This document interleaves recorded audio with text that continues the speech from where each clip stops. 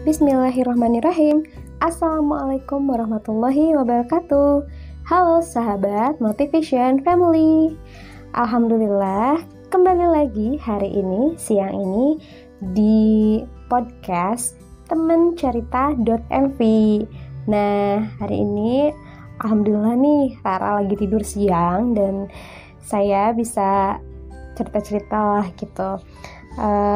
Kemarin sudah share pertanyaan di Instagram, ada beberapa yang komen, katanya pengen bahas tentang, salah satunya tentang baby blues. Kalau saya akan bercerita di sini berdasarkan pengalaman, ilmu yang saya pahami ya, dan beberapa ngelihat pengalaman teman-teman di sekitar atau di lingkungan gitu yang jadi pelajaran buat saya.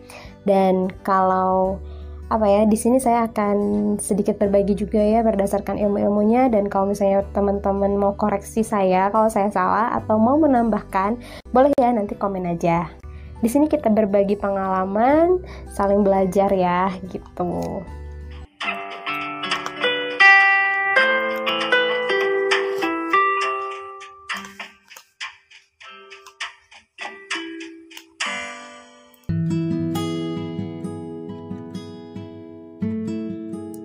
Nah, baiklah, hari ini Yuli bakal cerita tentang pengalaman Yuli waktu itu baby blues gitu ya, atau melahirkan tuh ngalamin baby blues atau enggak sih gitu ya. Ada yang bertanya seperti itu, Teh pernah ngalamin baby blues nggak waktu ngelahirin gitu. Nah, kalau pengalaman saya mungkin ya, yang saya pelajari, yang saya rasakan gitu ya, kayaknya sih mungkin beberapa wanita akan baby blues tuh bisa ceweknya ya, dan bisa cowoknya gitu, bisa suaminya atau istrinya gitu ya, setahu saya.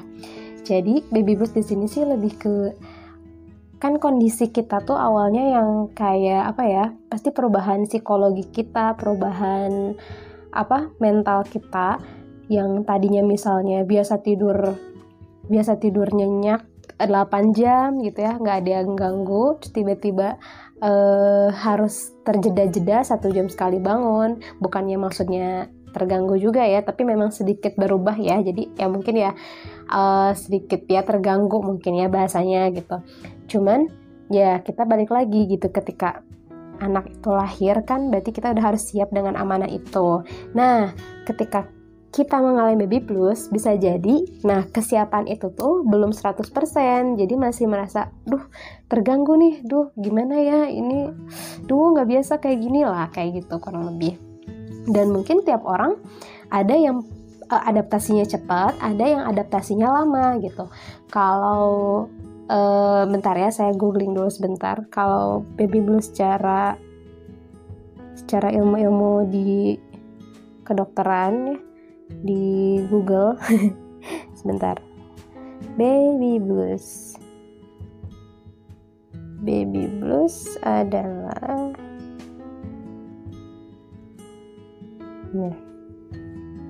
jadi tuh di Google aja kayak gini, sekitar 80% wanita yang baru melahirkan mengalami baby blues. Walau gejalanya kadang terlihat sepele, baby blues bisa berdampak negatif bagi ibu maupun bayi yang harus segera ditangani. Nah, baby blues merupakan gangguan suasana hati setelah ibu melahirkan. Kondisi ini menyebabkan ibu mudah sedih, lelah, lekas marah, menangis tanpa alasan yang jelas, mudah gelisah, dan sulit untuk berkonsentrasi. Baby blues dapat dimulai sejak minggu pertama setelah melahirkan dan umumnya bertahan hingga 2 minggu. Keluhan memang tidak terus-menerus dirasakan, melainkan hilang timbul. Walaupun begitu, keluhan ini harus diatasi dengan baik agar tidak berkembang menjadi depresi pasca melahirkan atau postpartum depression. Jadi ujungnya jadi depresi gitu ya. Nah, ini menurut Allo Dokter ya. Jadi baby blues itu yang memang saya rasakan dan saya baca-baca gitu, yang ketahui lewat artikel-artikel. Jadi baby blues itu bisa terjadi karena memang adanya perubahan hormon. Nih kata Allo Dokter juga gini. Jadi perubahan hormon yang cukup drastis, yaitu hormon estrogen dan progesteron dalam tubuh akan menurun. Hal ini dapat menyebabkan perubahan kimia di otak dan memicu terjadinya perubahan suasana hati atau mood swing.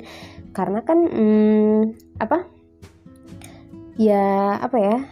namanya juga melahirkan kan ada proses biologis kan dalam tubuh kita, jadi pasti ada yang berubah. Nah itu yang pertama. Jadi kalau baby blues itu bukan tentang iman saja ya, jadi kan ada yang juga suka bilang baby blues imannya aja nggak kuat, kayak ada yang kayak gitu.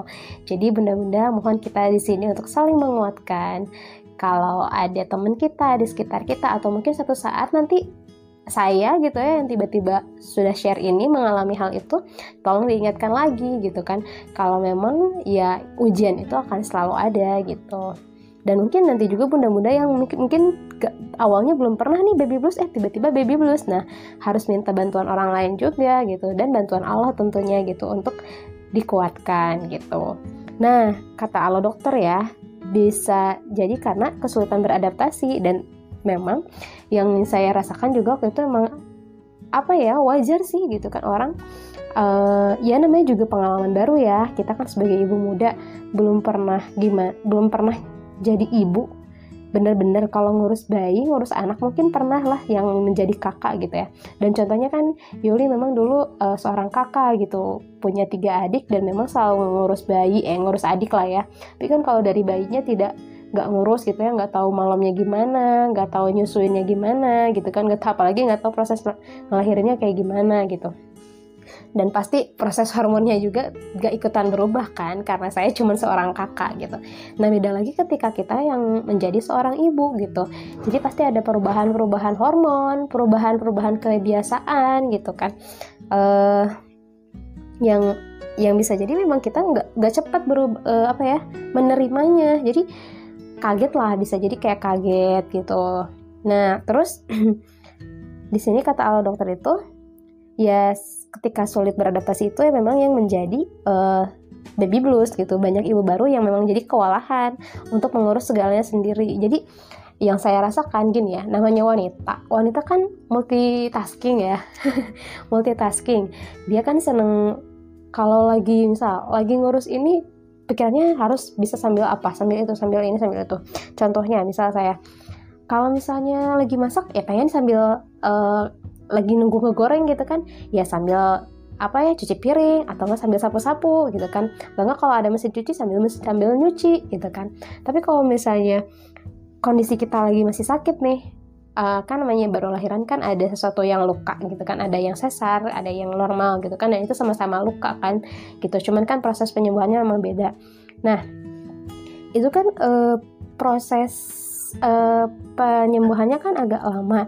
Nah si wanita itu yang mungkin tadinya, apalagi wanita yang biasanya aktif, tiba-tiba nggak aktif gitu ya, kurang begitu aktif gitu, maksudnya di kasur aja gitu kan, ngeliatin bayi aja gitu kan, kayak aduh kurang gerak. Nah ketika kurang gerak kan kayak mulai kayak segala dipikirin, aduh belum ini belum itu, gimana ya, aduh harus apa dulu ya. Nah yang kayak gitu juga memang bisa menjadi bikin kita baby blues dan endingnya bisa depresi gitu kan. Itu sih kalau yang saya rasakan. Dan ya gimana ya caranya biar nggak kayak gitu, atau kalau udah mengalami itu, aku dulu ngalaminnya gimana cara mengatasinya. Nah nanti kita bahas di belakang dikit ya. Nah terus bisa jadi kurang tidur tuh, kata kalau dokter juga bisa jadi karena kurang tidur. Karena kan memang bayi kan belum tidurnya belum beraturan gitu kan. Terus katanya gini, kalau kata Allah dokter, cara mengatasi baby blues itu dengan cara ya jangan bebani diri, jangan paksakan diri untuk melakukan segalanya sendiri gitu kan.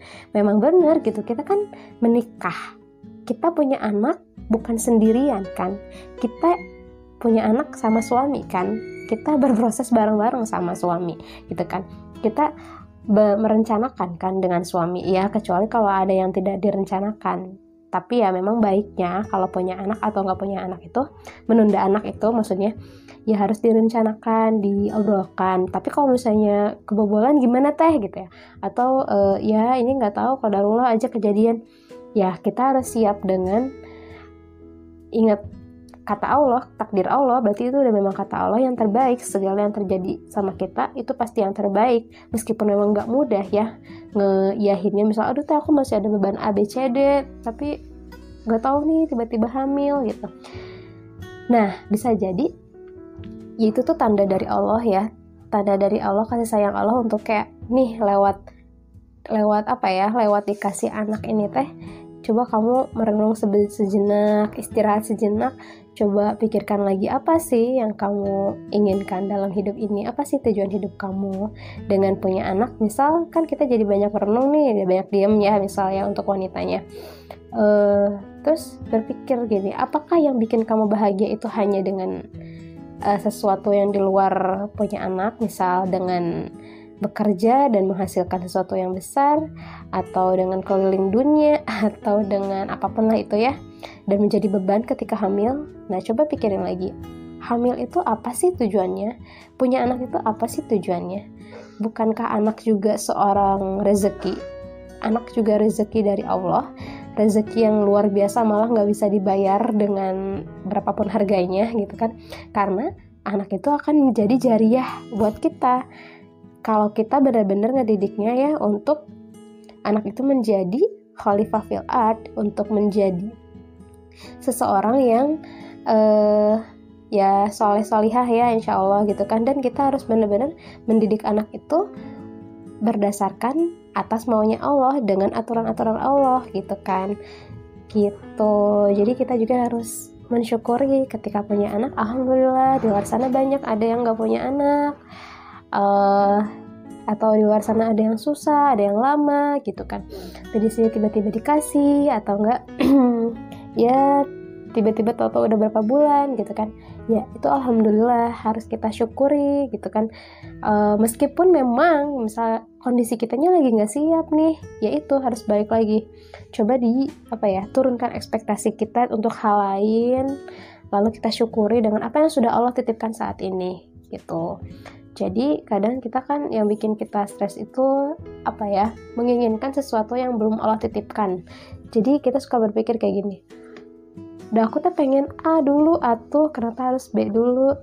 Nah mungkin memang sama Allah dibelokin dulu nih buat kamu rezekinya B dulu, biar nanti bisa menopang jalan untuk A, B, C, D dan lain-lain lah, kayak gitu deh teman-teman gitu ya. Selanjutnya kata al dokter ini ya, saya ambil sumbernya dari kesehatan ya. Nah terus contohnya juga, maksudnya jangan membebani diri itu, jangan membebani dengan, kan seorang istri kan banyak pikirannya pengen ngajain ABCD. Jangan malu untuk bilang ke suami atau ke keluarga yang ada di rumah yang membantu teman-teman, untuk bilang maaf ya belum bisa bantu ABCD, tolong dong bantuin saya untuk nyuci, misal nyetrika dan lain-lain gitu. Karena ya kita berbagi tugas ya. Sekarang kan aku ini, sekarang kalau aku ya dulu kita bagi tugas ya Bi, karena aku ngurus dulu bayi dan aku masih proses nih adaptasi kurang tidur A B C D F G, dijelasin lah gitu, dibilang. Jadi terbuka aja, terus kayak ya tolong ya jangan jadi beban ini tuh, karena ya ini kan titipan kita bersama dari Allah gitu kan, kita kerjasama ya gitu, sering komunikasi kayak gitu.